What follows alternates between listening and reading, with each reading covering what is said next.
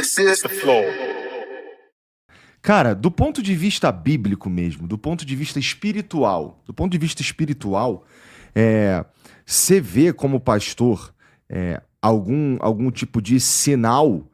Essas guerras, elas te dizem alguma coisa? Esse momento que a gente está vivendo esquisito no mundo, isso te diz alguma coisa, assim, do ponto de vista espiritual? Boa pergunta. A resposta simplória seria sim, claro, mas eu já teria uma contra-argumentação para ela. Porque guerra tem desde que o mundo é mundo. É verdade. Você entendeu? Se você for lá no período do bronze, já tinha guerra. Se você ler a Bíblia, já falava da guerra na época de Abraão.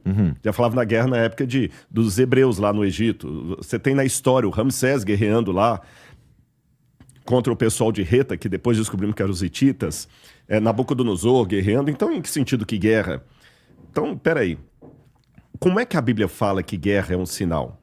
Quando você vai para o Evangelho de Mateus, capítulo 24, ou Lucas, capítulo 21, ou Marcos, capítulo 13, porque é o mesmo discurso de Jesus registrado nos 3 evangelhos, Jesus fala sobre as projeções do que haveria de acontecer no mundo.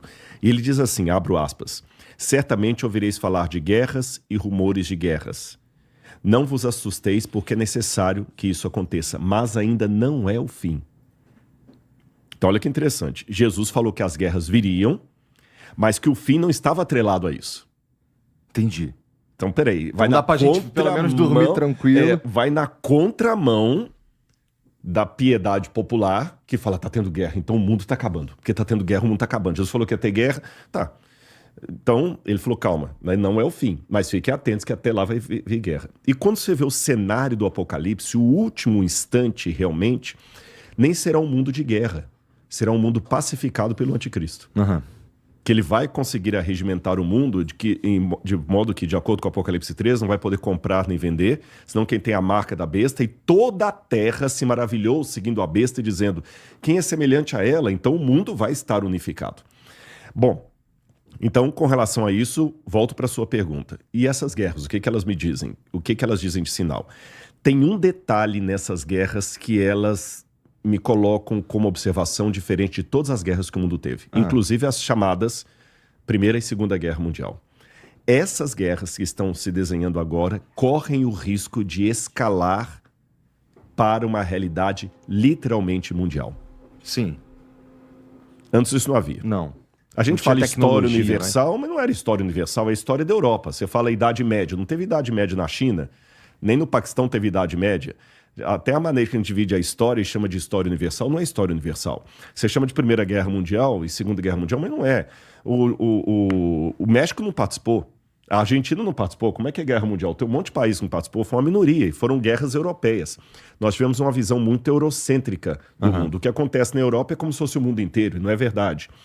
Mas o Apocalipse diz que os últimos capítulos da história desse mundo se desenvolvem de maneira literalmente universal. Eu falei da marca da besta, que será universal, e de situações que entrarão em colapso mundial. E o anticristo tem que vir para impedir uma guerra literalmente mundial que iria destruir o planeta. Por isso que ele vai sair como o salvador da pátria. O Messias. Você está entendendo? Então, nesse aspecto, chama minha atenção que hoje, pela primeira vez na história da humanidade, nós estamos desenhando um cenário que é de proporções literalmente mundiais. E o Covid desenhou isso.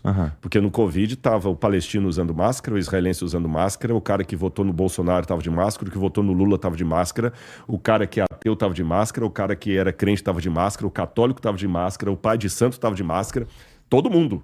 O Covid mostrou que agora as proporções de crises são mundiais. Então, hoje, realmente, eu tenho um detalhe que me põe para pensar. Entendi. Olha, isso aqui é inédito. Isso aqui é inédito, Mas vamos também, ficar esperto. Eu entendo, e está escrito na Bíblia desde sempre essa ideia, na verdade, esse relato, não é um relato, essa revelação que haverá paz. E chama a minha atenção, e eu acho interessante que o anticristo, que a princípio, bom, que é o cara, tá aí no nome, o cara é contra Cristo, contra Jesus Cristo. Ele é, a princípio, seria alinhado com o diabo. Sim, né? sim. E o papel dele, no fim, é pacificar tudo, né? Isso é muito interessante. Isso do ponto de vista espiritual, é feito para enganar o crente, cara. Exatamente. E outra coisa, a gente tem pelo menos uma grande figura que está falando em paz o tempo inteiro, que é o próprio Trump, né? Ele fala, inclusive ele sempre quis ganhar o Nobel da Paz. Então a gente está vivendo um momento que é para pelo menos quem acredita na Bíblia e nas revelações Vê uma possibilidade, né? olha para isso e fica, o que está acontecendo aqui, cara? Mas esse momento do que está acontecendo aqui, eu também imagino que a gente já passou por ele algumas vezes. Né? Eu tô tentando lembrar aquele, acho que era o Caruso, se eu não me engano era o Caruso, o cartunista, que fazia o Zé Apocalipse.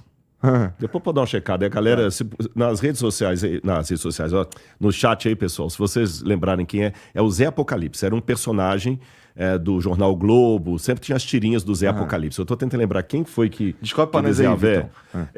E ele tinha um personagem que o Zé Apocalipse, ele tava com uma placa escrita assim, Saddam Hussein é a besta do Apocalipse. Aí no segundo quadrinho o sujeito falou assim, mas você falou semana passada que era o Ronald Reagan? Aí no terceiro quadrinho fala assim, não é que eu trabalho com a versão da moda. Entendi. Quer dizer, então a gente tem que cuidar também, porque o Macron já foi chamado que seria a besta do Apocalipse, Adolf Hitler foi colocado como sendo a besta do Apocalipse, Napoleão já foi colocado como sendo a besta do Apocalipse, eu falei do Saddam Hussein, né? Então, quer dizer, eu tenho hoje reserva de ficar colocando um carimbo na testa do sujeito, é esse papa, é esse presidente, é esse líder soviético, porque já teve muitas, sabe, aquela Pedro e o Lobo, vem o lobo, o dia que o lobo vem mesmo ninguém acredita. Que os Estados Unidos têm uma hegemonia no cenário mundial e provavelmente final, é reconhecido por muitos teólogos. Muitos teólogos veem um papel estadunidense em Apocalipse capítulo 13. Tem muitos teólogos que enxergam isso aí, porque uma coisa que está já patenteada na história do cristianismo é o seguinte, o anticristo, primeira coisa, o anticristo ele tem que nascer dentro do seio do cristianismo. Não pode ser fora. Até quando você colocou a palavra anticristo, é interessante que anti em grego não é apenas contra, é aquele que é contra e usurpa o lugar de. Tá certo? Então o anticristo é alguém que usurpa o lugar de Cristo. E ele é chamado por Paulo, João, os dois que falam mais do anticristo, como sendo um ser apóstata. O que é um apóstata? Um ser que saiu do meio do povo de Deus. Então é como se eu falasse assim, qual a primeira condição para morrer? É estar vivo. Qual a primeira condição para adulterar? É estar casado. Solteiro não adultera, ele fornica. Você está entendendo? Então, qual a condição para ser um líder anticristo apóstata? Ele tem que ter sido parte do povo de Deus. Então, é uma ruptura do povo de Deus.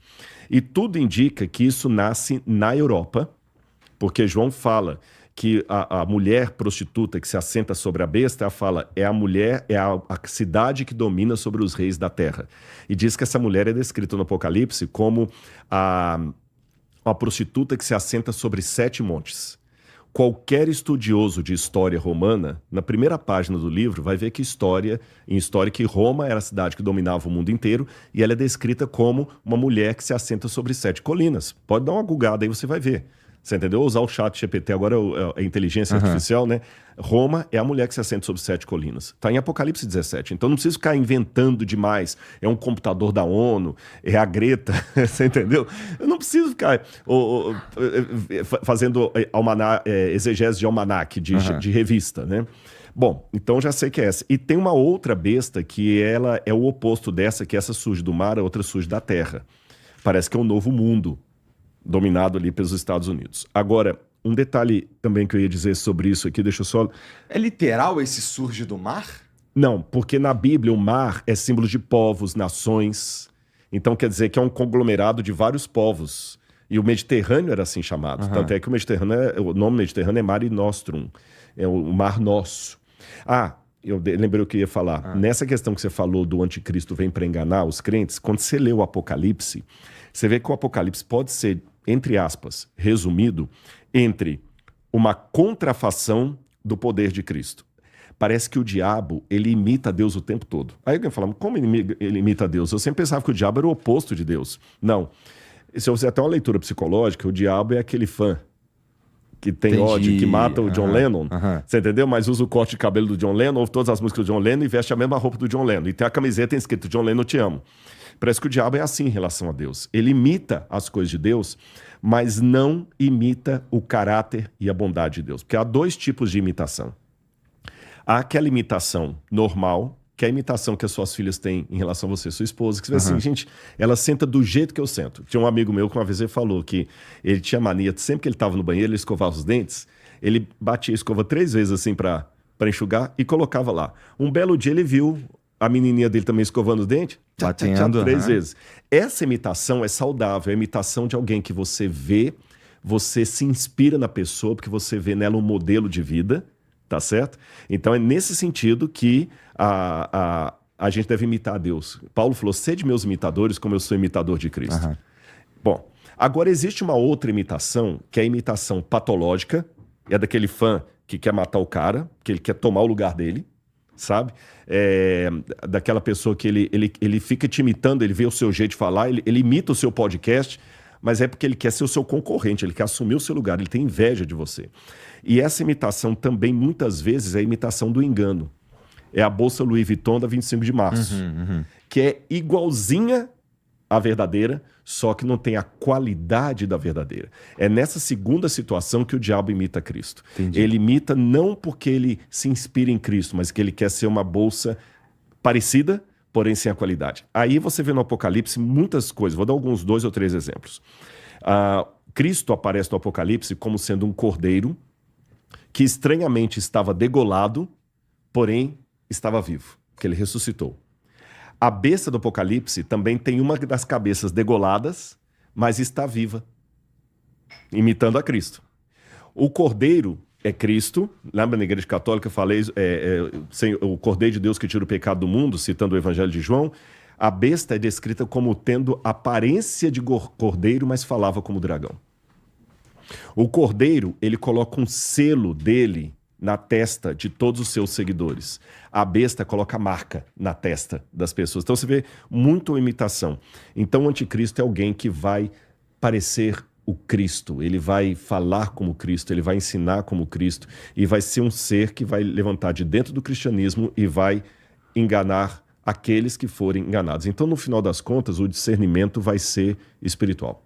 Entendi, faz sentido bom, faz sentido, óbvio, por afinal você é um estudioso disso aí tudo, mas então eu consigo entender o que, então quem tá falando que, já temos aqui o anticristo, olha, fica esperto, o Trump, não sei o quê, o Trump, falta para ele algumas características, então, né?